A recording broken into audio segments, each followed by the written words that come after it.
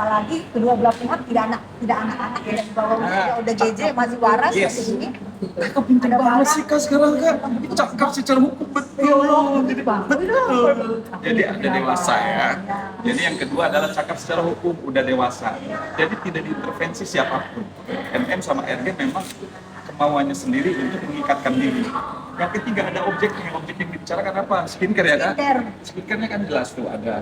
Kemudian ada klausul yang halal, bukan mencuri atau yang bertentangan dengan norma. Jadi kalau keempat unsur yang tadi terpenuhi, maka perjanjiannya sah dan saya yakin gugatan non prestasinya MM menang. Amin.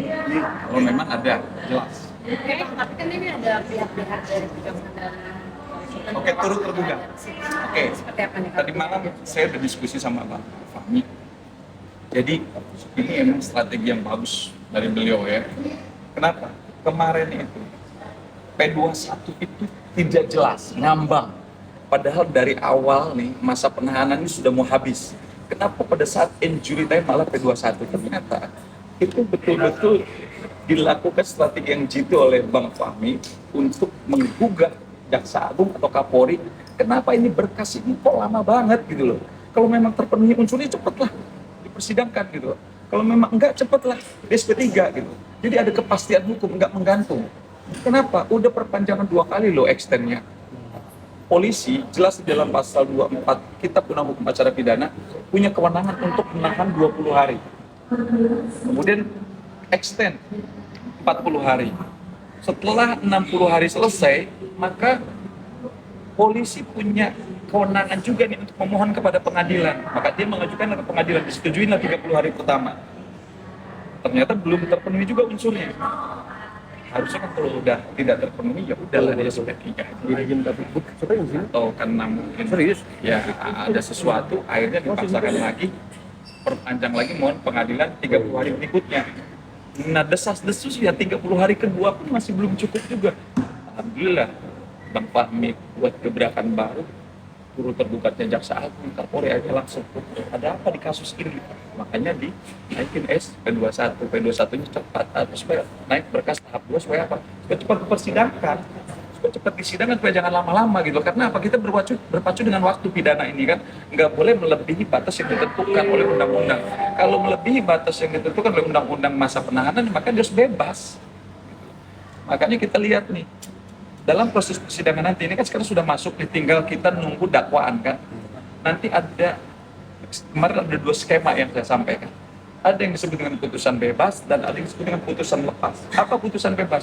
Putusan bebas ini nanti kalau memang dalam proses persidangannya pembuktiannya nanti Nikita Mirzani tidak terbukti, ternyata tidak ada unsur pidananya, maka itu dia akan bebas. Ya, atau free splash bahasa hukum itu. Nah, yang kedua putusan lepas. Memang Nikita Mirzani terbukti menerima sesuatu dari RG, tetapi itu bukan satu tindak pidana. Ini adalah bentuk wan prestasi atau ada kesepakatan perjanjian. Maka dia akan bebas demi hukum, onslah. Jadi ada perbuatannya tetapi tidak terbukti. Perbuatan itu bukan perbuatan tindak pidana tetapi wan prestasi seperti yang kita ajukan gugatan hari ini kita kawal. Terima kasih, Pak. Siap. Sudah ada. Tapi juga data. Tapi udah paksa tadi, saya udah masuk. Tapi abang optimis dong. Kasih ya. Siap. Optimis kalau tim ini bisa menang dong. Asuhan terkasih dong ya. Kalau saya menilai kalau kasus wan prestasi ini, jika penggugat yang mendalilkan mampu membuktikan melalui alat bukti ya, dalam proses persidangan, seperti alat buktinya yang tadi itu, yang pertama adalah ada perjanjian, ada kesepakatan, ada objek yang dibicarakan. Itu saya yakin gitu. Pasti hakim dengan intelijensinya, dengan keilmuan yang hakim miliki, ya, saya yakin pasti gugatan ini akan dimenangkan oleh penggugat. Tapi jika sebaliknya itu tidak bisa dibuktikan, alat buktinya tidak ada yang menunjukkan bahwa RG melakukan perbuatan non prestasi, maka itu sulit. Dan cuman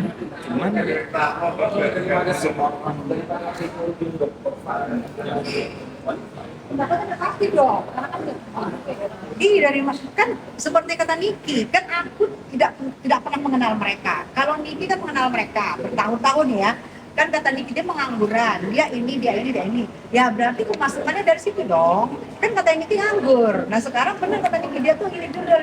Setahu gue kalau berhubungan sama judul sampai kurir-kurirnya aja biasanya kayak raya ya. Biasanya ya karena itu kan yang dilarang kan, yang dilarang itulah yang biasanya cuan di situ.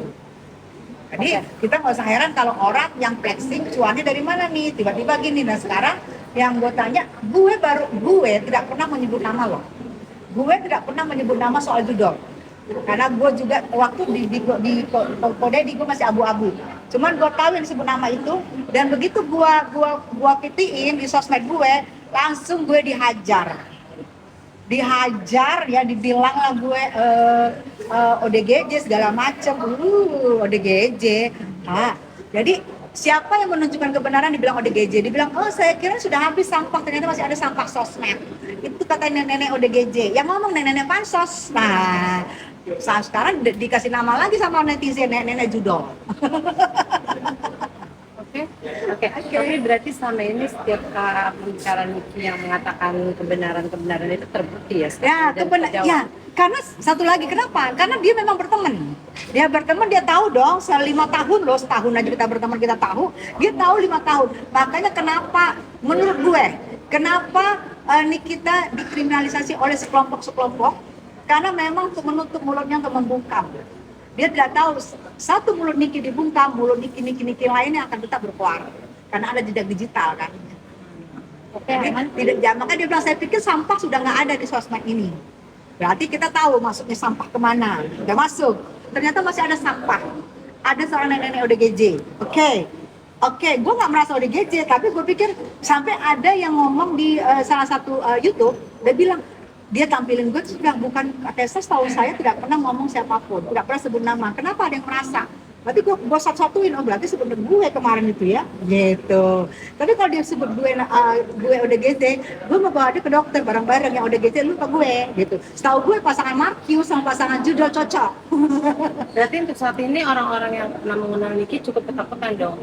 Ketar-ketir lah istilahnya. Ketar-ketir nggak sih? Ini kan gara-gara ketar-ketiran, mereka tidak tahu, tidak mau kalau Niki ini keluar. Karena ketar-ketir kan, begitu keluar singa lapar akan terbuka semua. Inilah ketar-ketiran gitu, ketar-ketiran daripada oknum-oknum inilah kenapa Niki maunya panjang. Dipaksain gitu loh. Ya kayak sekarang lah misalnya, kalau benar kata-kata orang P21 dipaksain. Sekarang netizen ini adalah maha benar. Kalau misalnya P21 dipaksain, ya mungkin kita nggak ngerti kan kenapa sih harus supaya Niki nggak keluar. Mereka berpikir membuka mulutnya Niki akan menunjukkan kesalahan Niki. Kan ingat nggak? Dulu berteriak-teriak, oh pemeras lu begini-begini. Jadi dibentuk, di framing bahwa Niki ini adalah seorang pemeras. Niki ini adalah seorang ini, ternyata setelah Niki dimasuk, ditahan, bukannya orang membenci Niki malah berbalik.